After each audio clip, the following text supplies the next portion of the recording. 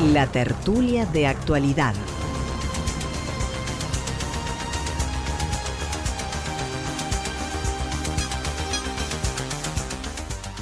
Estamos en la tertulia, estamos conectados con Celeste Librero, desde Orlando, desde Miami, desde Florida. Celeste, ¿estás ahí? Aquí estoy, ¿me oyes? Te oímos perfectamente. Creo que estás en una manifestación. ¿Cómo es eso? Cuéntanos. Sí, pues nada, que no sé si habrán oído los escuchantes, que ahí se oyen los gritos, se está dispersando ya la cosa, pero vamos. ¿Hubo palos? ¿Hubo palos? No. Ah, bueno. No, aquí las cosas son muy discretitas. Ahí se ponen esos cartelitos, discursos, ¿no? Está todo muy organizado. Se ponen esos cartelitos, ¿no? Voy a intentar ir a un sitio más. ¿Me oyes? Sí, mientras voy a saludar a tu contertulio Miguel Ferris desde París. Miguel, ¿cómo estás? Miguel.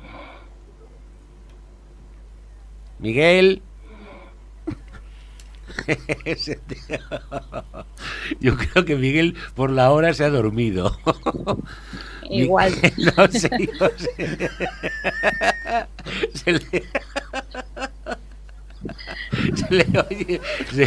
Se le oyen los ronquidos. Uy, qué bueno. Bueno, a ver, Miguel. Bueno, vamos a intentar despertarlo. A ver si. Bueno, Celeste.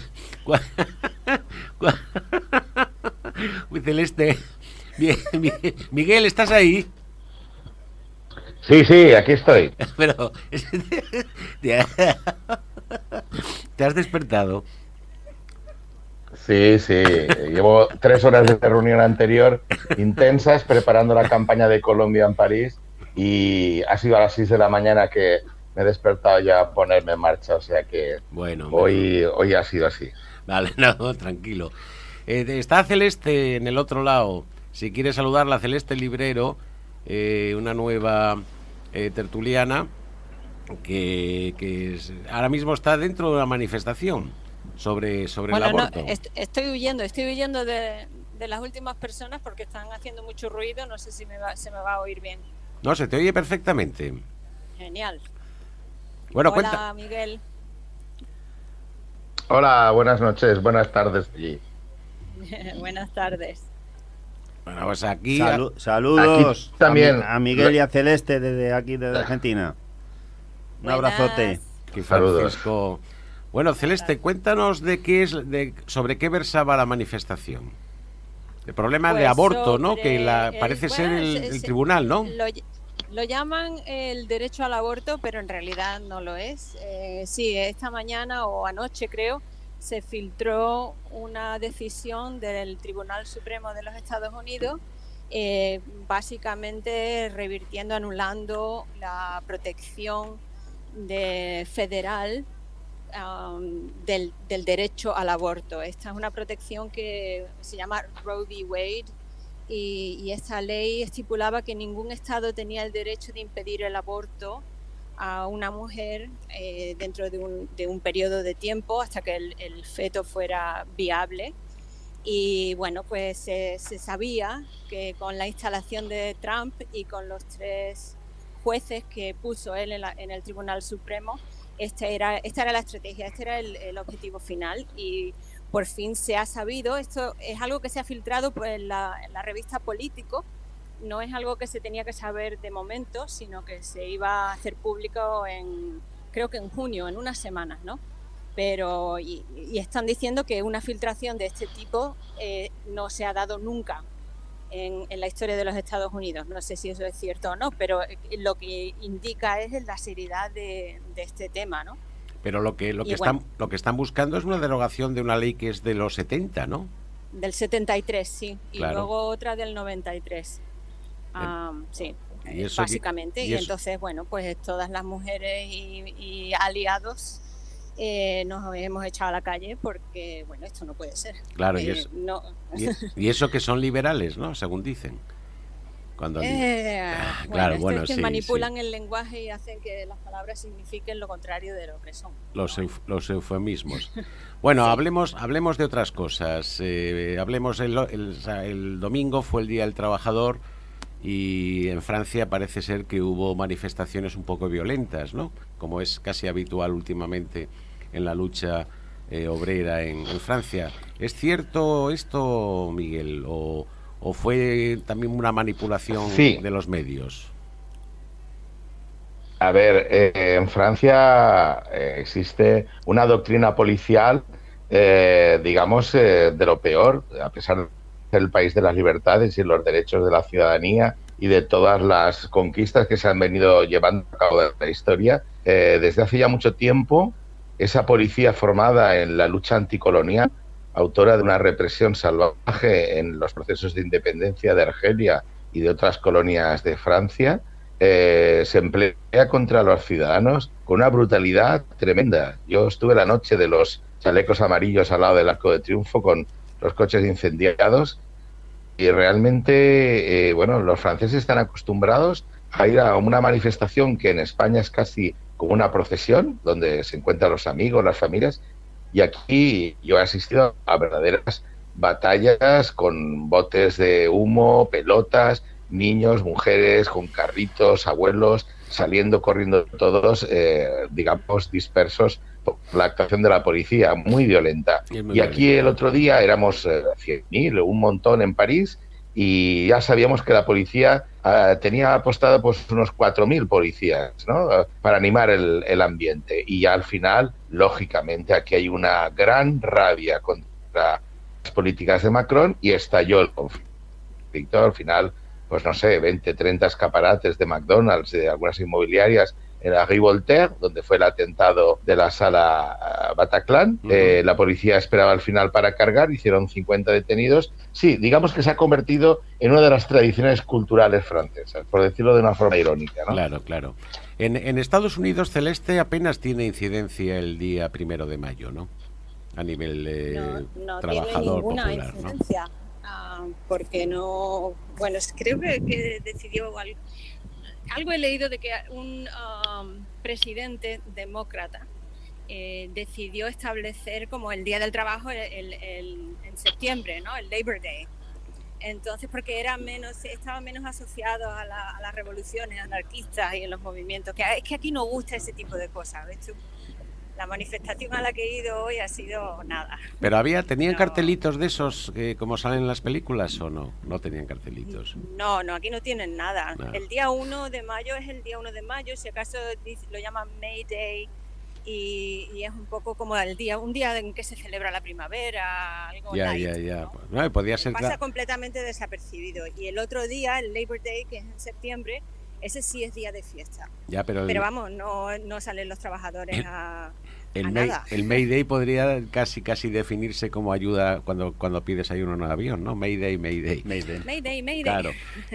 Francisco, ¿y aquí en Argentina cómo se vivió el 1 de mayo? Bueno, el 1 de mayo estamos, prácticamente hubo dos manifestaciones, una que fue a la Plaza de Mayo por todas las organizaciones de izquierda y luego hubo otro de los movimientos populares supuestamente simpatizantes a Alberto Fernández, ¿no?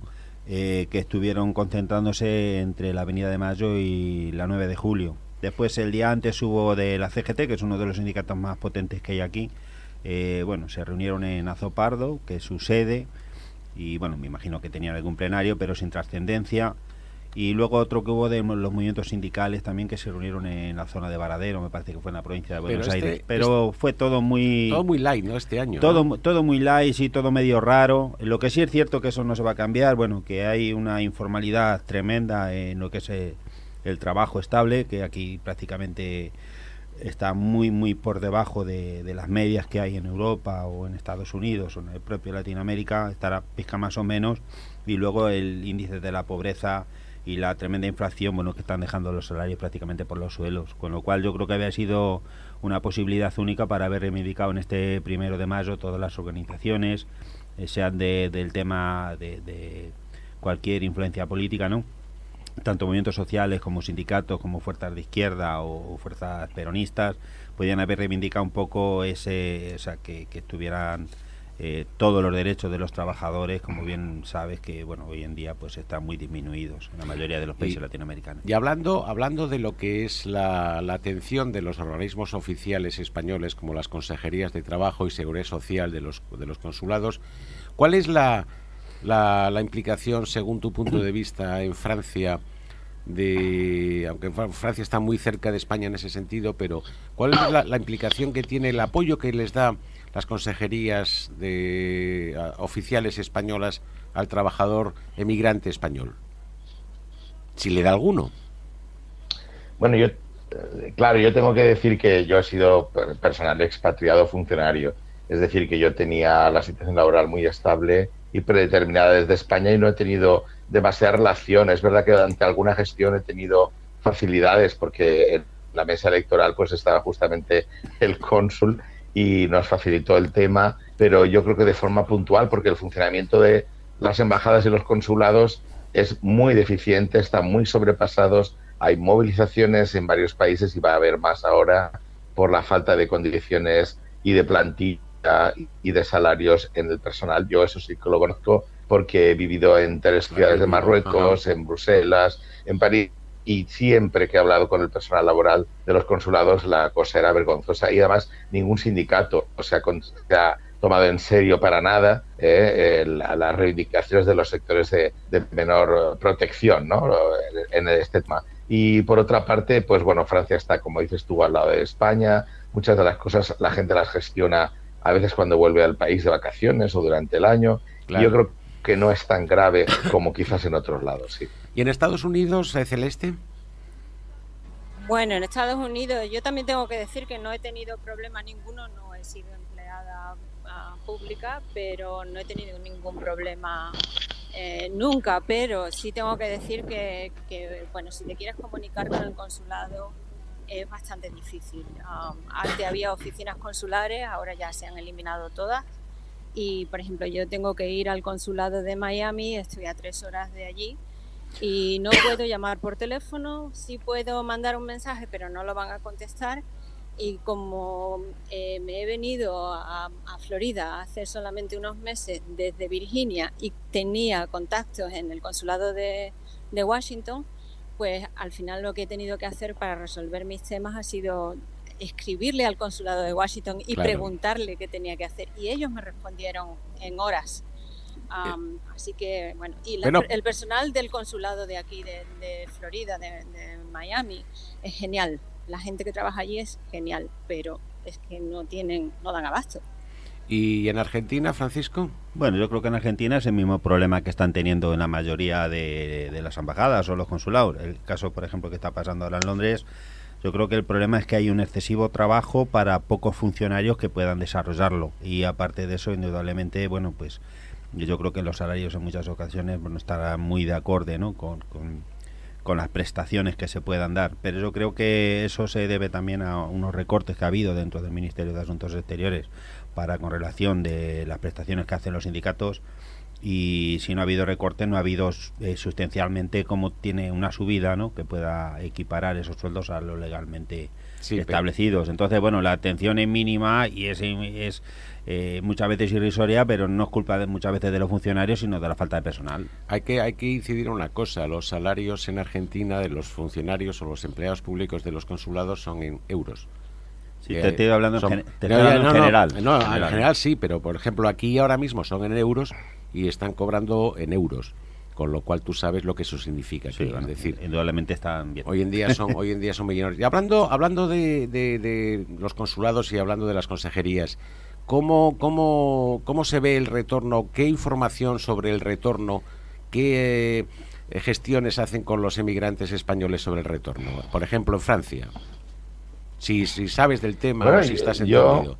Claro, la verdad es que la información genérica, al margen de que pueda haber una mejoría, bueno, entre otras cosas, Podemos tiene unas propuestas sobre retorno y una presión sobre el Partido Socialista para que sea factible y en condiciones dignas ese retorno. Yo creo que la situación económica con los sucesos de las crisis, más luego el agravamiento del coronavirus y posteriormente de la guerra con Ucrania, han impedido que realmente se centren los esfuerzos en mejorar a los que están fuera para intentar proteger a los que ya están dentro, ¿no?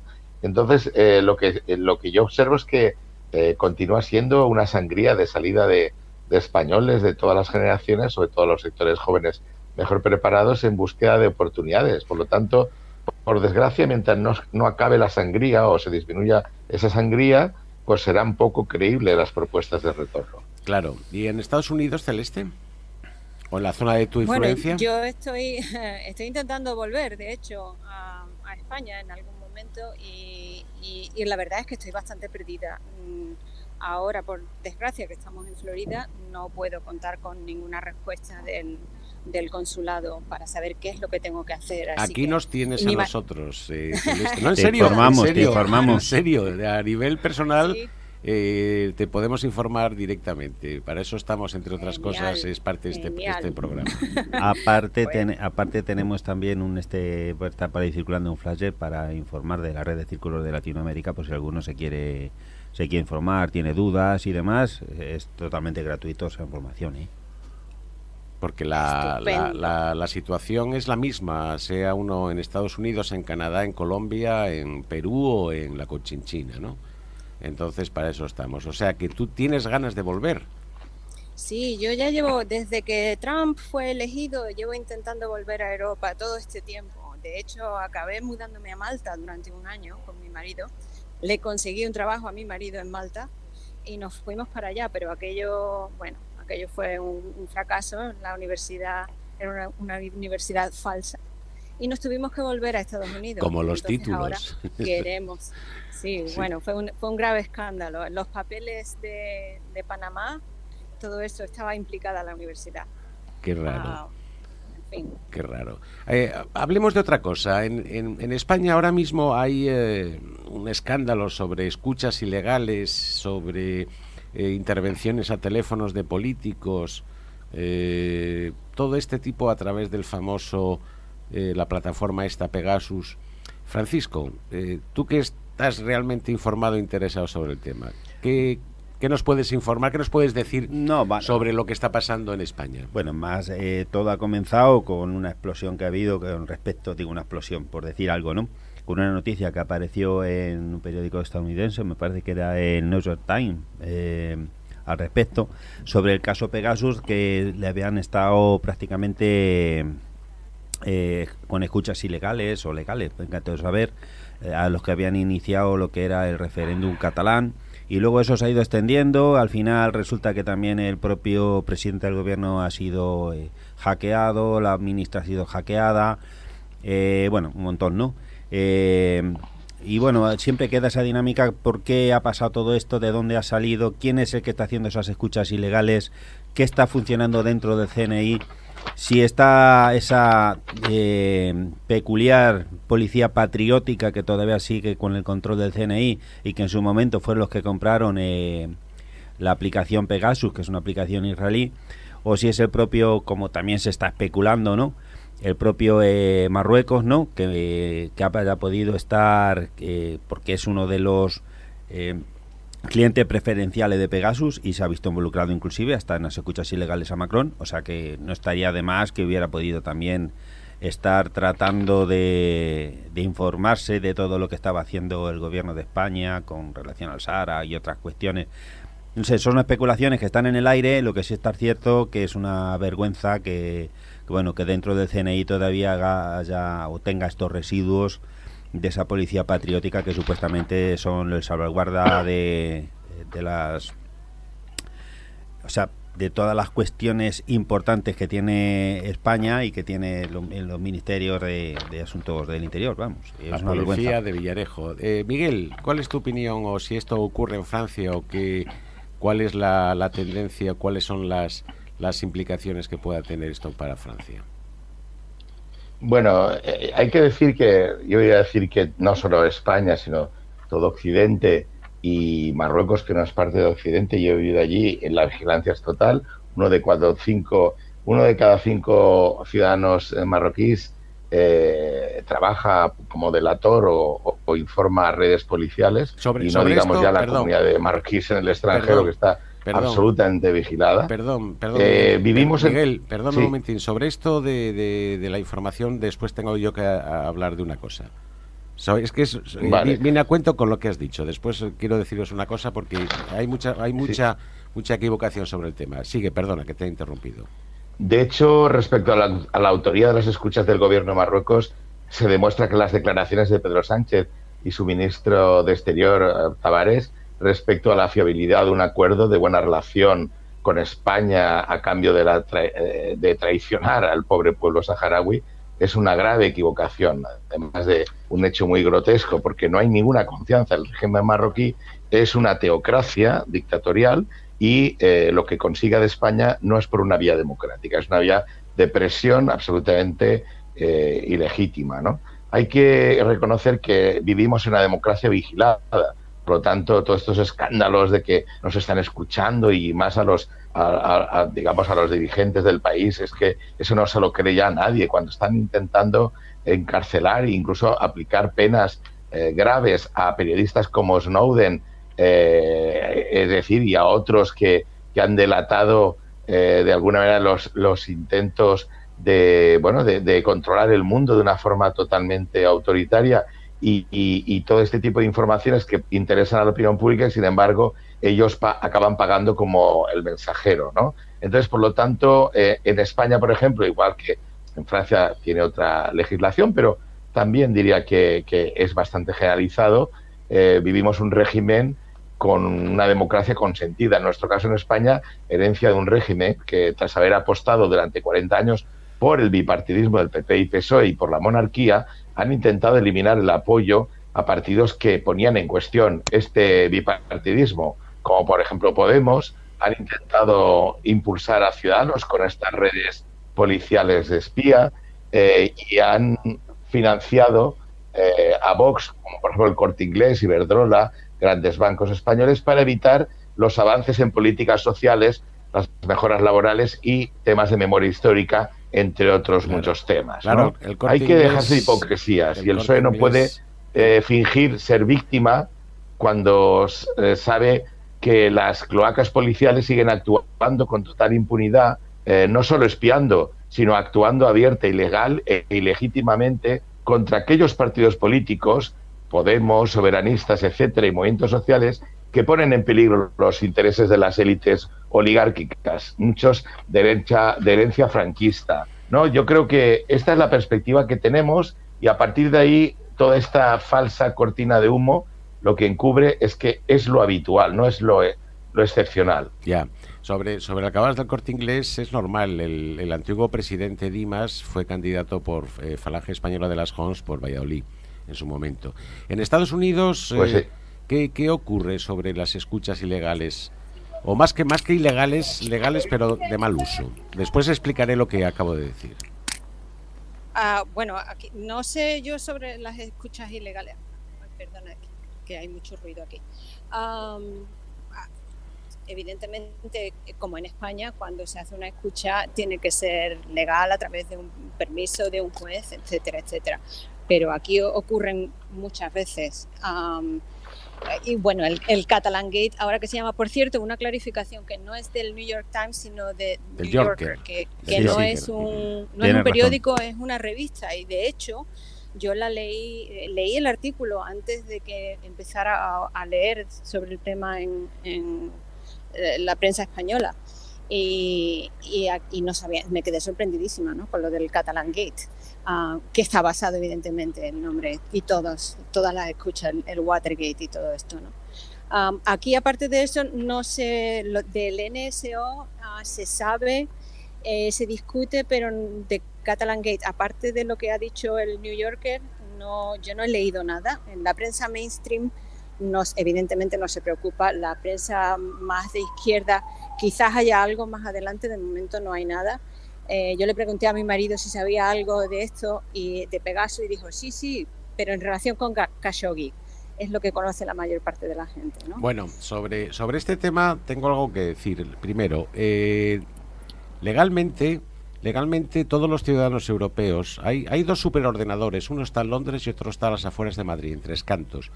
Son dos superordenadores que monitorean absolutamente todas las llamadas, todos los WhatsApps, todos los correos electrónicos que se mandan dentro del espacio Schengen.